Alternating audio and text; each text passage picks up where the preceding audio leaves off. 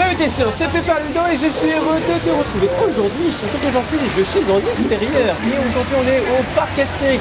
On est dans la zone grecque antique et c'est de ça dont on va parler aujourd'hui. Donc aujourd'hui j'ai la chance d'avoir avec moi mon ami qui est un passionné d'histoire, passionné aussi de la ville de Fontaine. Il a d'ailleurs même une chaîne YouTube tout ça. Il va venir avec moi pour nous expliquer tous les détails du parc Astérix sur la... Salut Tessien. À la Grèce antique. Et oui, on va découvrir tout ça.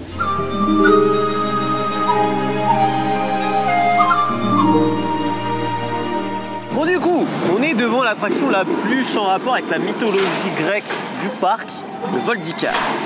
Alors cette attraction elle est très spéciale. Pour moi, de tous les parcs que j'ai vus, c'est celle qui est vraiment le plus adaptée entre l'histoire d'origine et le concept même d'une attraction. Ah ouais. Parce que, ah oui, c'est très poussé, parce que la file d'attente elle-même reprend le concept de l'histoire. L'histoire d'Icare, c'est celle du Minotaure, c'est celle du labyrinthe, du palais du roi Minos, à Knossos, et le palais aussi qui est reconstitué. C'est ce qui sert de gare d'embarquement, c'est le palais du roi Minos. Et la file d'attente, c'est le labyrinthe où était enfermé le Minotaure. Et le parcours en lui-même nous raconte l'histoire de l'évasion de Dédale et de Icare, son fils, en construisant des ailes avec de la cire et des ailes de pigeon. Et donc tout ce parcours-là, de la file d'attente à l'attraction, ça reprend vraiment l'histoire telle que la mythologie nous le raconte. Oui, parce que du coup les ailes on les a sur les wagons et quand on monte le lift, on a le soleil. Le soleil brûle les ailes. C'est ça. Et on dégringole. Voilà, donc après on peut reprendre depuis le début. Quand on entre dans l'attraction, on arrive dans le labyrinthe. Dans le labyrinthe, alors il n'y a pas le Minotaure. Le Minotaure, il n'est plus là parce que il a déjà été tué. Et donc il n'y a plus le Minotaure. Par contre, Dédale et son fils Icare sont enfermés par punition par le roi Minos et ils vont chercher à s'enfuir.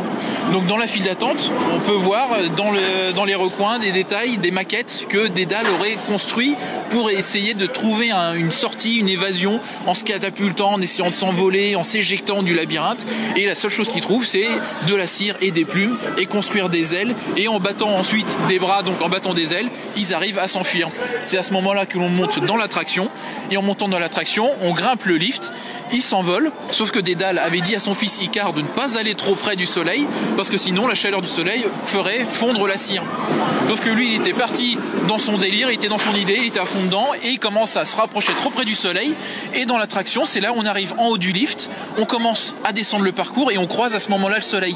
Et le soleil qui fait fondre la cire, et le parcours nous fait descendre, faire des chutes, des virevoltes, dans tous les sens, jusqu'à ensuite, dans l'histoire, pas ici mais dans l'histoire, tomber dans l'eau. Et là on retourne à l'embarquement. Faudrait qu'ils mettent de l'eau du coup. C'est ça, il y a que ça qui manque pour que ce soit parfait. Donc du coup, ce qui est dommage, c'est que la file d'attente intérieure où on voit les fameux projets, il n'y a plus, mais bon, tu les as vus. Et aussi dans la gare, il y a une espèce d'avion là, enfin un truc avec des ailes. Ça fait partie des pseudo-projets de Dédale pour essayer de s'envoler. Puisqu'en gros l'idée c'est de trouver le moyen pour s'envoler, pour s'enfuir de la prison, s'enfuir du labyrinthe, qu'on appelle aussi un Dédale, en référence à l'architecte qui l'a construit, Dédale. Pour l'anecdote, bon ça n'a rien à voir avec la mythologie, le soleil à l'origine il était peint avec de la feuille d'or. Ah. Mais bon, il n'y a plus. La feuille d'or, oui, c'est un peu d'entretien effectivement. Ça faisait un petit peu prestigieux quoi. Bon maintenant on est devant un vase, Guigui. Alors devant ce vase, ce vase, il est très important parce qu'il nous permet de repérer en un seul coup d'œil les 12 travaux d'Hercule, ou Héraclès comme on dit pour les Grecs. Donc ces 12 travaux, ce sont des tâches que Héraclès devait accomplir pour se faire pardonner par les dieux du meurtre qu'il avait commis sur ses enfants, et il a failli tuer sa femme aussi. Il est sympa ce monsieur. Il est très sympa, mais c'est pas de sa faute, il avait été envoûté par il était envoûté par sa belle-mère Héra qui voulait se venger, donc voilà. Hein. Bon. On t'a avoué à moitié pardon. Oui, certains appellent ça des circonstances atténuantes, je sais pas. Mais toujours est-il qu'il y a ces images qui représentent 12 épreuves, 12 tâches que l'on retrouve pour certaines dans le parc. Alors celle-ci, l'hydre de Lerne. Et c'est ce que l'on retrouve avec la fameuse attraction, l'hydre de Lerne, qui est un peu plus loin. Et il y en a plusieurs qu'on peut voir aussi par la suite dans le parc. Bon du coup Guigui, c'est quoi l'hydre de Lerne en fait? Alors l'hydre de Lerne, c'est une créature qui vivait dans des marécages, les marais de la région de Lerne, en Grèce. Et c'était le deuxième travail d'Hercule. C'est-à-dire qu'il devait aller se rendre dans ce marais, trouver la créature, la débusquer et la tuer. Le problème, c'est que c'est une créature qui est très dangereuse, parce que déjà, elle a une tête qui est immortelle.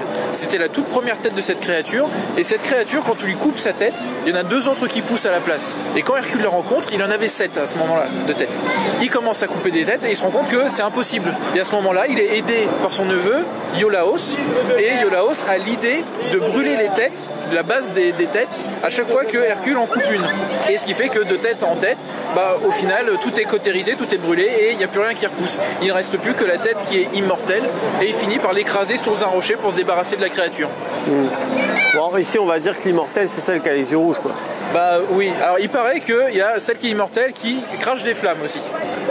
Là, celle-ci, heureusement, elle crache pas de flammes, parce que sinon, si t'es dans l'attraction en même temps, elle te crache des flammes, c'est risqué. Hein. Ça serait drôle. Hein. Ça peut être drôle, oui. Tu viens, tu sors des saucisses, tu fais ton barbecue après.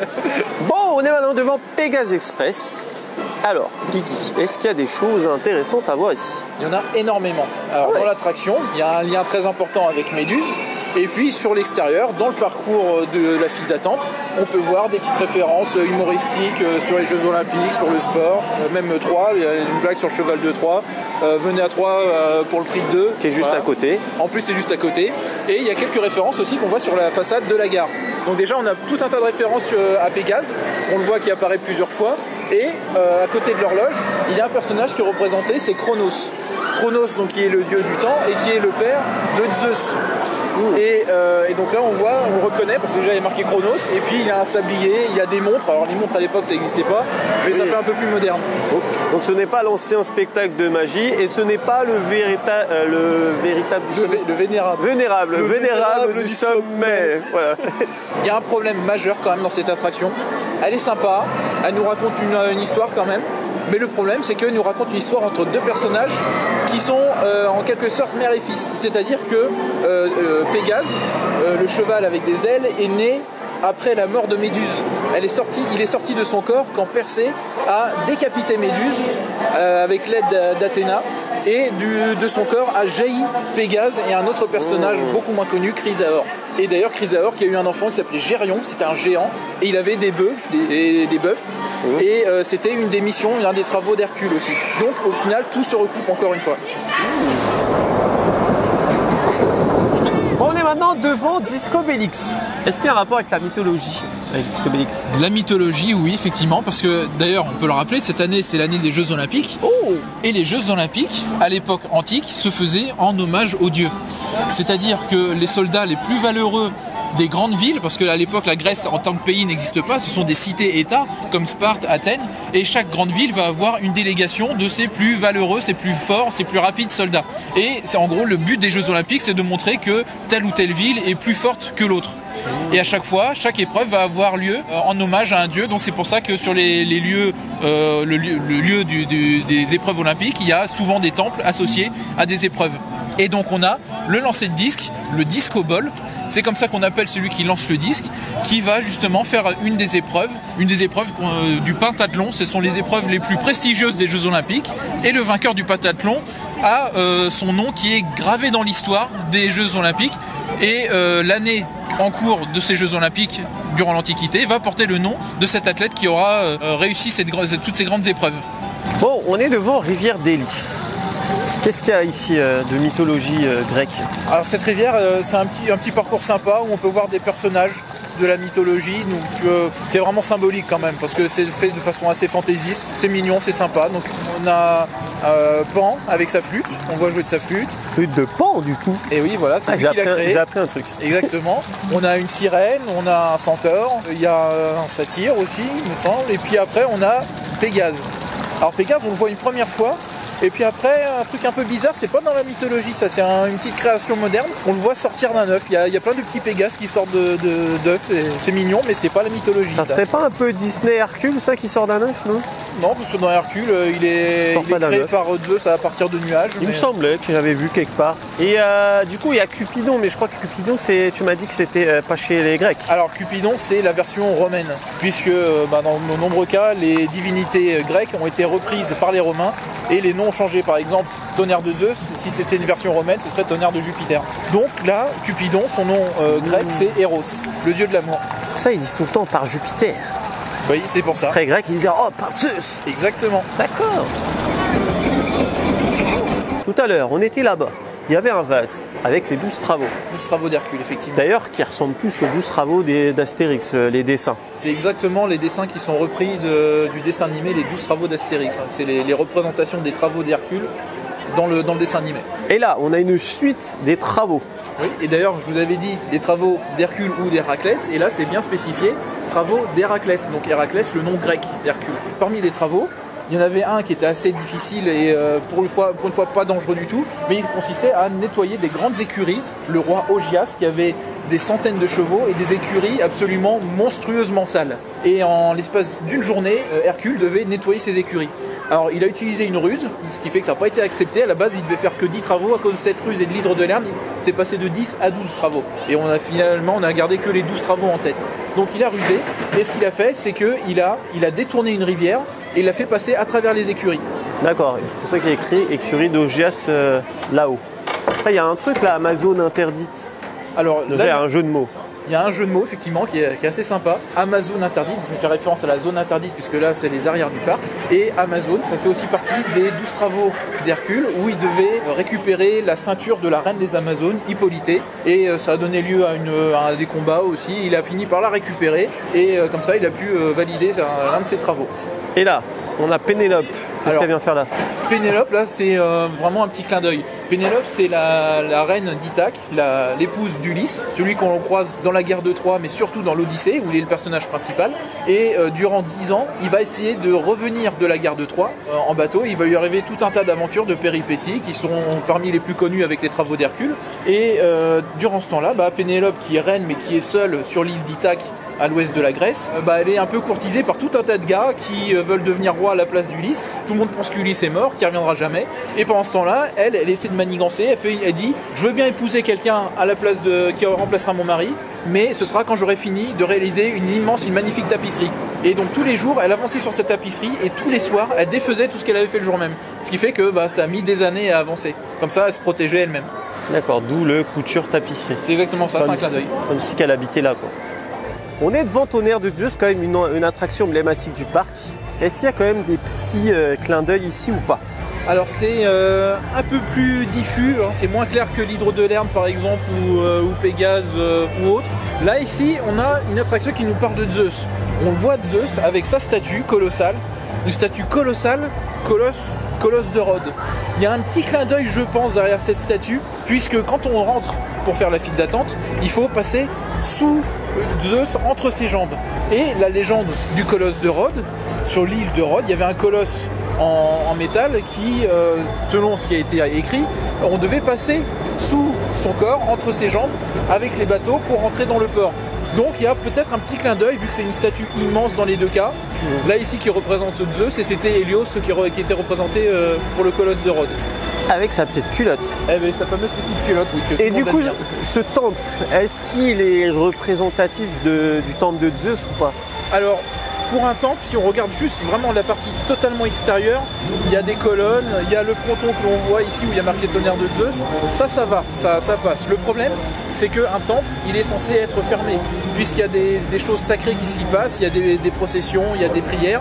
Seuls les prêtres pouvaient accéder à l'intérieur. Et à l'intérieur, il y avait un mur qui fermait complètement, ce qu'on appelle la cella. Là, ici, c'est pas trop bien représenté, puisque c'est complètement ouvert. Même s'il y a des piliers, c'est pas bon. En revanche, il y a un autre endroit où on peut voir un très beau temple, c'est Poséidon à Europa Park.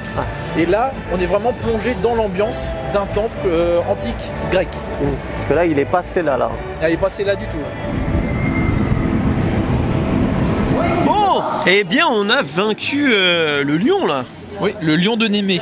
Là, c'est une partie de la mythologie grecque, gréco-romaine, gréco-latine, mais on n'est pas cette fois dans la zone grecque là. On est dans la Via Antica, on a fait une petite exception, mais il y a un rapport quand même. Alors, ici, on voit qu'il y a le lion, c'est le lion de Némée qui a été vaincu par Hercule, c'était son premier travail. Dans les 12 travaux dont on a fait la liste, eh ben, on peut voir ici qu'il y a Hercule qui est marqué ici, et il y a une trace de pas. Oui, je mets mon pied, j'ai le droit, hein, c'est fait exprès. Hein. Voilà, c'est fait pour dire qu'on a vaincu le lion de Némée. Et il y a la référence qu'on a vue tout à l'heure sur le vase là-bas. C'est exactement ça. Et le lion, Hercule a récupéré la peau pour ensuite la mettre sur son dos. Et c'est devenu sa cuirasse qu'on voit partout sur les images. Bon, il n'y a pas un anniversaire, hein, c'est le spectacle.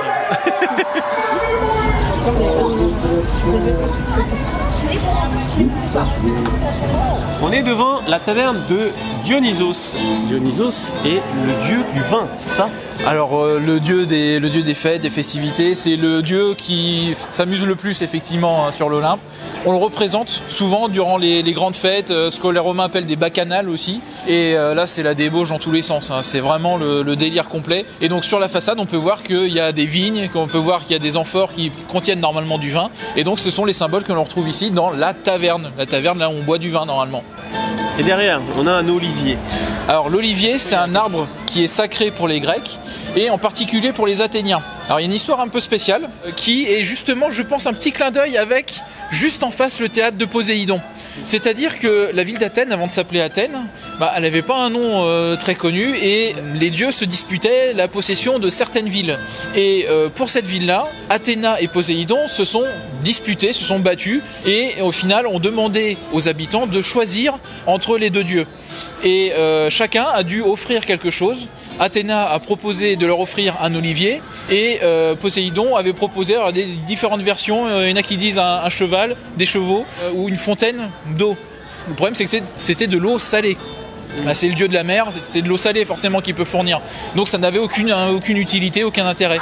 Donc les habitants de la ville ont choisi Athéna et son olivier. Donc ce qui fait que la ville a pris le nom d'Athéna, Athènes, et a choisi comme symbole l'olivier. D'accord, du coup, le théâtre de Poséidon, à l'époque, c'était dauphin, donc ça faisait le rapport avec la mer. Et derrière, on a une fontaine. On s'est posé la question, est-ce que c'est plutôt par rapport à Dionysos ou la fontaine d'eau salée? Ah, ça, c'est une bonne question, mais c'est sûr que si on se rapproche de Dionysos et de sa facilité à se diriger vers le vin, normalement, si on a une fontaine, ce sera plus pour lui et ce sera plus du vin. Et il transforme l'eau en vin, c'est ça? Alors oui, parce qu'en plus, dans les histoires anciennes, il y a un petit rapprochement à faire entre l'histoire de Jésus et le mythe de Dionysos. Les personnages ont à peu près des histoires un peu similaires, par moment. Ouais. Il y a plein de détails. Ouais. En dehors des détails sur la mythologie grecque, tu as aussi des détails, on va dire, plutôt humoristiques, comme par exemple l'armurerie, satire. Bon voilà, on a fait à peu près le tour de la Grèce antique. Donc bien sûr, on aurait pu rentrer plus dans les détails, mais l'idée, c'est de te montrer les choses principales et de vulgariser un petit peu la mythologie. Bien sûr, les pros vont dire « Ah, il y a des erreurs, il y a peut-être des imprécisions. » Ouais, alors les erreurs... Non, c'est possible, tout est possible. C'est vrai que la mythologie c'est très complexe, il y a même des variantes dans les histoires. Les histoires des fois sont pas toujours bien écrites, donc des interprétations. Puis après il y a ce qu'on voit dans les films. Les films, il y en a très peu qui sont faits correctement, les films sur la mythologie. Donc si tu es un expert de la mythologie, n'hésite pas dans les commentaires, tu te dis « Ah, j'aurais plutôt dit ça, machin ». Mais bon voilà, effectivement on n'a pas parlé aussi du cheval de Troie. Mais en vrai, il a été construit comme tapis volant. Donc il n'y a pas grand-chose sur le sujet. Le sujet, il y aurait beaucoup à dire. C'est lié à Ulysse, à l'Odyssée, à la guerre de Troie. Mais c'est pas tellement lié à l'attraction. Donc visuellement, il n'y a pas grand-chose à expliquer. Et c'est vrai qu'à l'époque du tapis volant, elle faisait plus grec car tu avais des soldats accrochés derrière. Puis il y a aussi des trucs qui ont disparu malheureusement du parc. Le parc évolue, il y a des choses qui restent, des choses qui sont jolies. Bon, voilà. Mais en tout cas, si tu as des questions ou tu as vu des détails que nous on n'a pas dit, eh ben, n'hésite pas à nous le faire savoir. Et aussi, dis-moi sur quelle zone du parc tu aimerais voir le prochain numéro. Parce qu'il y aura un prochain numéro. Tu peux nous dire, ah tiens, j'aimerais bien que tu parles de telle zone, et on essaiera de voir s'il y a des petites références. Bon, en tout cas, merci Guigui. Merci à toi de m'avoir invité. N'hésitez pas à aller voir sa chaîne YouTube, c'est très calé sur Compiègne. Alors là, on a l'histoire de Compiègne. Si vous êtes sur Compiègne, il y a de quoi faire. Après, c'est sûr, si vous connaissez pas trop, si ça vous intéresse pas, c'est normal. Hein. Voilà, mais en tout cas, c'est très intéressant si on aime bien l'histoire et surtout, on aime bien Compiègne. Si tu aimais la vidéo, n'oublie pas de la liker, ça fait toujours plaisir et on va s'envoler, ça fait vivre la chaîne. Si tu découvres la chaîne grâce à cette vidéo, n'oublie pas de t'abonner juste en dessous. Il y a un petit bouton ici, on parle des parcs d'attractions et tout ce qui est lié au divertissement toutes les semaines. Sur ce, il ne me reste plus qu'à te faire des bisous. Et bim!